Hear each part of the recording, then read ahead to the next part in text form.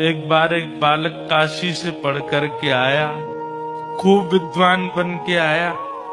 अपने पिताजी के पास आकर के बोला, पिताजी मैं सब कुछ पढ़ के आया हूँ, आप जहाँ से चाहो पूछ लो। तो पिता ने यही पूछा, बताओ पाप के बाप का नाम क्या है? नहीं बता पाया।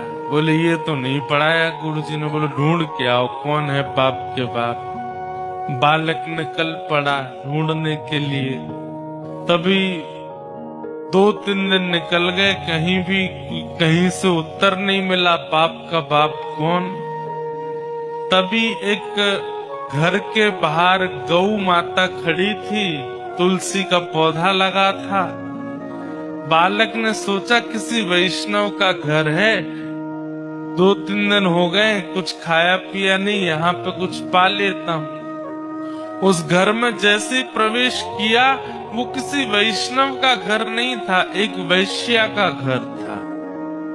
तो वैश्या ने जैसे ही बालक को देखा, ब्राह्मण बालक, त्रिपुंड लगाए, शिखा रखी है, धोती पहन कर के हाथों में वेद लगे हैं, तुरंत वैश्या आई जल का पात्र लेकर के, महाराज जलपान कीजिए। तो ब्राह्मण ने तुरंत जल लिया, पान किया, पान करके बोली, ये घर मुझे लगता है किसी वैष्णव का है, गोबर का चौका लगा है, बाहर गैया है, तुलसी का पौधा है, आप निश्चित ही कोई वैष्णव हैं।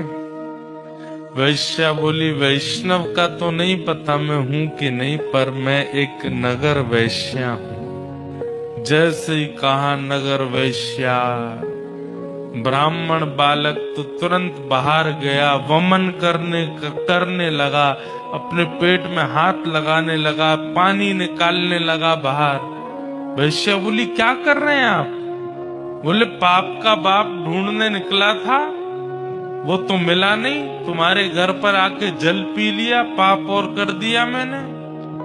अरे तुम्हारे घर का पिएंगे हम, तुम्हारे हाथ का खाएंगे हम।